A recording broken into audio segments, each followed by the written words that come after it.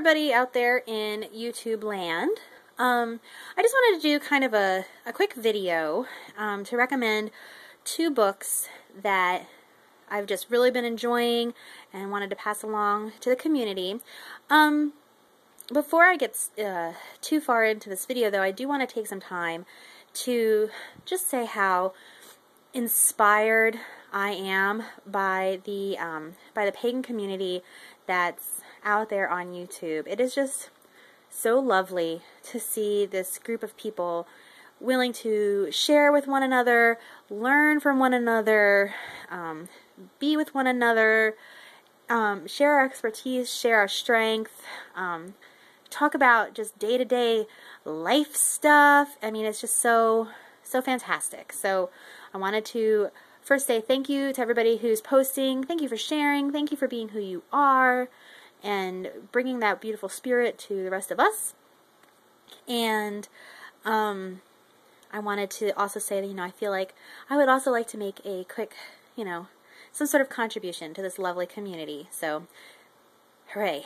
I also wanted to say, I should actually be saying, so yay, because I'm really, really inspired by Charming Pixie Flora. Thank you so much for what you do. It's amazing, and keep it up, and thank you for inspiring me and for inspiring us and the collective us. So thank you so much. Okay, so book recommendation. What I find, or what I found in my pagan practice, I've been pagan for about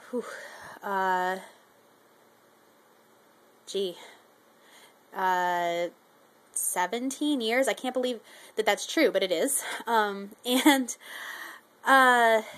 what I've found is that, when you first get started on the path, you read and read and read, and you read all these wonderful, wonderful books that are out there. But a lot of the books that are out there are geared, or used to be geared towards, the person who's just starting out, or the person who, is just finding the path. And once you get to a certain point, there's a lot of good information in all these books, but it's basic. And the kind of books I've been into lately are books that just talk about the day-to-day life of being a pagan person. So not necessarily, all of the, how to do this spell, or this is the herbs that you use for this particular Sabbath, but, what does it mean to be pagan in America today? What does it mean to be pagan in the workplace? What does it mean to be pagan and be intermingled with people of other faiths? These are the kind of books that I'm really just been drawn to lately, and I think that's another reason why I've been so drawn to the YouTube community, is because, a lot of the stuff that we're sharing is just, this is day-to-day life, a day in the life of a pagan person, and I'm finding that so inspiring and so lovely. So, here are my two book recommendations if you're interested in collections of short stories and collections about, a day in the life of a person being pagan, or reflections on being pagan. So the first, this is Celebrating the Pagan Soul, and it is by Laura Wildman, and it's subtitled Our Own Stories of Inspiration and Community. And Laura Wildman is a Gardnerian, and she's one of the founders of New Moon, which is a not-for-profit interfaith pagan networking organization, and she's also the High Priestess of Apple and Oak Coven in Western Massachusetts. This book was published in 2005 by Citadel Press Books, and let me tell you why I love this book. First of all, it's got so many different stories in it that are just so lovely. One of the stories is about this person who goes skinny dipping every Ostara and gets caught by police in a place where he's, internationally traveling, and has to explain to them what he's doing and why he does it. And they're very kind and very understanding of him, but they thought that he was trying to commit suicide, so they were actually trying to rescue him, but in reality he was just skinny dipping. There's stories about, you know, how I found my path and how I came to be a pagan. And there's stories about, you know, a woman giving birth and talking to the goddess. There's stories about, you know, people just taking a hike and what they observe. They're just fantastic, fantastic stories. And there's some pretty big names in here in the pagan community. And you can see them here on the book. Margot Adler, Starhawk, Oberonzell, Ravenheart, just to name a few off the cover. These are just, this is a really, really fantastic book, and definitely speaks to many different paths. It speaks to many different experiences, different nationalities, different places in the United States, and also just internationally. It's a really, really fantastic compilation, and well worth it. And what I love about it is, you know, I can read this, you know, little bits at a time, like, you know, over coffee in the morning before I go to work, or I can throw it in my gym bag, and it's, you know, each story is just about, you know, like half a run on the treadmill. So, you know, I know if I've read 2 stories, I've done, you know, my whole treadmill run. So, really, really wonderful book. And I also wanted to note how it's divided up, because it's really cool the way that she has it. The book is actually divided up here. I'll come up here so you can see a little better. The book is divided up into earth, air, fire, water, and spirit, and then I guess, big broad connotations of those elements. So earth is community, and air is the learning process. So fire is magical transformation, water is the seasons and cycles of life, and spirit is the god and the goddess in our lives. And so in the earth section, the community, that's subtitled Roots That Nourish and Families We Create, and the Coming Home. So, you know, that just kind of gives you an idea of all the different stories you might see. And then, you know, look at all these different, it's probably hard to see, but look at all these different stories that are in this one section. And just some titles of the stories. A Witch is Seldom Alone. Thoughts from the Median Strip, that's by Margot Adler.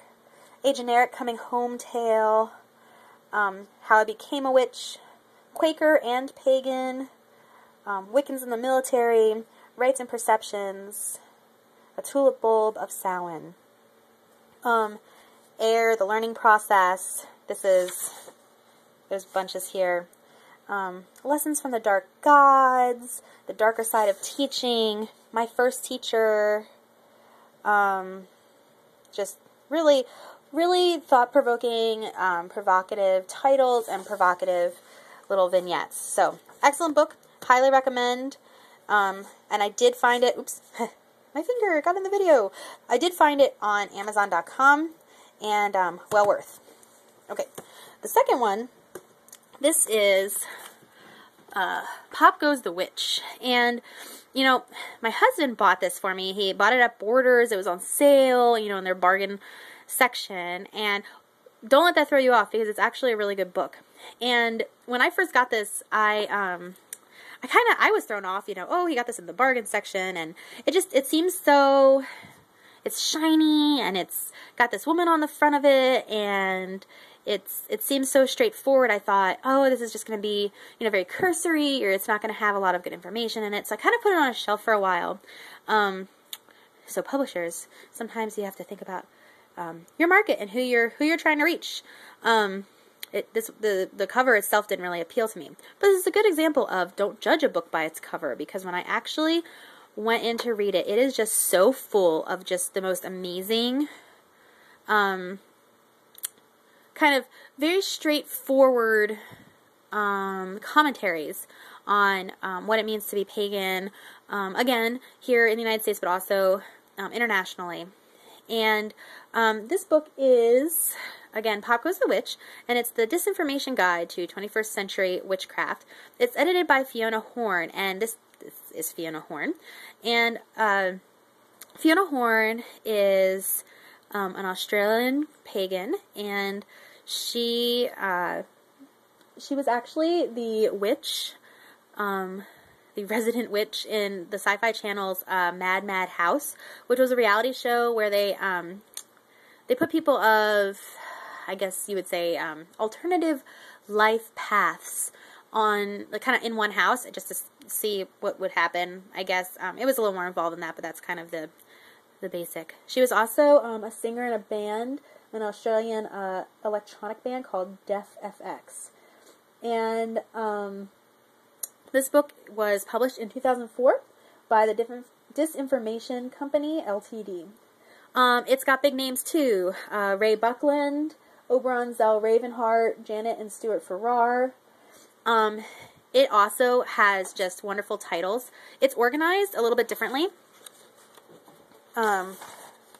So it's kind of like it's got different sections. It's not organized into elements, but it does have definite, like, definite things that the writings kind of fall under, and some kind of thought-provoking topics like multimedia magic. I mean, these are very contemporary things in the pagan community. Integrating magic into body and soul, individual voices from the craft, making contact, which is like about networking.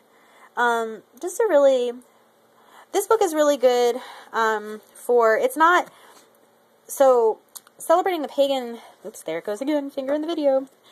Celebrating the pagan soul, these are more, kind of, it's almost like chicken soup for the pagan soul. These kind of are, they're thought-provoking, and they kind of touch your heart.